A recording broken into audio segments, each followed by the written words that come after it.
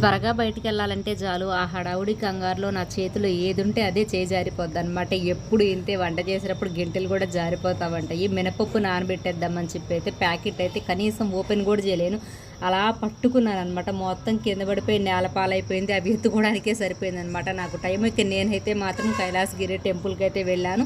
ఇక దర్శనం చేసుకుని వచ్చేటప్పుడైతే మాత్రం మనకున్న అలవాటు నమ్మకం ఏంటంటే గుడి దగ్గరే ఇల్లు కట్టేయడం, అంటే రాళ్లతోటి మనం ఎన్ని రాళ్ళు పెడితే అన్నంతస్తులు కట్టేస్తామని చిన్నప్పటి నుంచి నాకైతే నమ్మకం. కానీ నేనైతే మాత్రం ఇవి నమ్మను. మన జాతకంలో ఏది ఉంటే అదే వస్తాయి.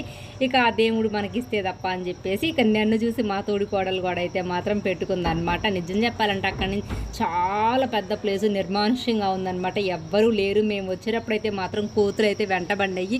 మేమైతే వెనక్కి తిరిగి వెళ్ళిపోయాము. ఇంకా వేరే నలుగురు వస్తుంటే వాళ్ళతో పాటు అయితే కలిసి వెళ్ళామన్నమాట. నిజానికి కొండ మీద వ్యూ మాత్రం చాలా బాగుండిద్ది. కాకపోతే ఒక్కళ్ళమే వెళ్ళాలంటే మాత్రం చాలా భయం వేసేసిద్ది మాకైతే మాత్రము. మేము వెళ్ళేటప్పుడు నడకదారిలో నుంచి కాకుండా మెట్ల మార్గం గుండా అయితే వెళ్ళాము. వచ్చేటప్పుడు కూడా సేమ్ అలాగే వచ్చామన్నమాట. అటు నుంచి నడిచి వద్దామంటే మాత్రం ఫుల్గా ఎండ ఉందన్నమాట. కాళ్ళు కాలిపోతున్నాయి అని ఇటు నుంచి అయితే వచ్చాము.